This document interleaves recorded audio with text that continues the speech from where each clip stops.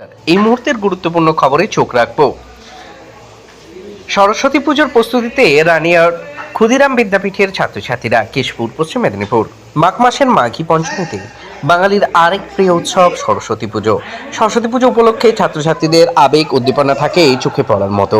বাড়ি হোক বা বিদ্যালয়, ক্লাব হোক বা স্বেচ্ছাসেবী সংস্থা, সব জায়গাতেই বসন্ত পঞ্চমীর দিনে বিদ্যার দেবীর সরস্বতীর আরাধনায় মেতে থাকে ছাত্রছাত্রী, যুবক যুবতী সকলে। রবিবার বিকেলে পুজো প্রস্তুতির এক ছবি উঠে এলো পশ্চিম মেদিনীপুর জেলার কেশপুর ব্লকের অন্তর্গত রানিয়ার ক্ষুদিরাম বিদ্যাপীঠে।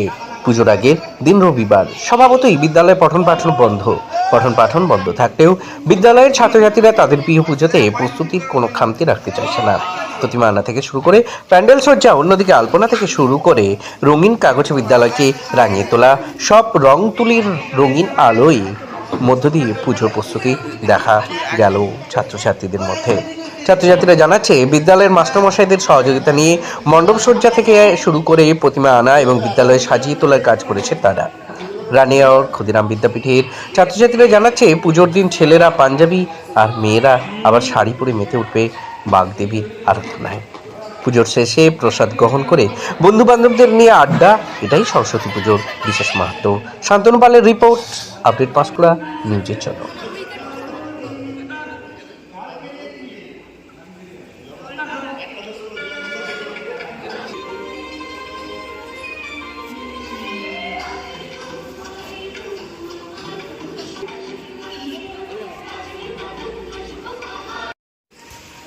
এটা তো আমার ছিল না।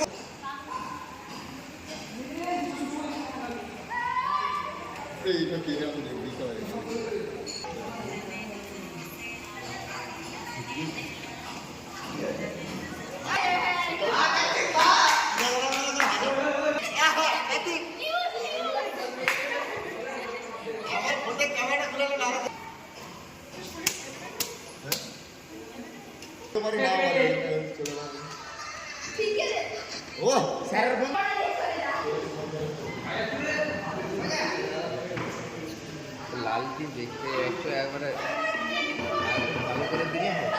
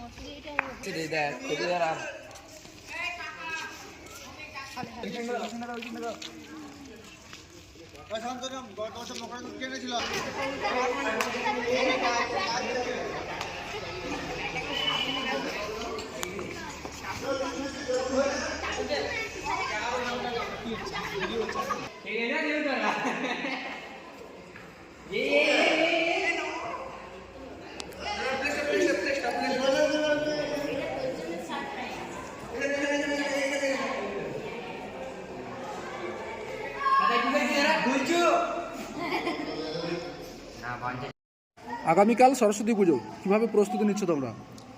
আমরা আজকে ঠাকুর এনেছি, আলপনা দেওয়া চলছে, রঙ্গোলি দেবো, পরবর্তী টার্গেট আছে, রঙিন কাগজ দিয়ে সাজানো চলছে সারা বিদ্যালয়। এভাবেই আমরা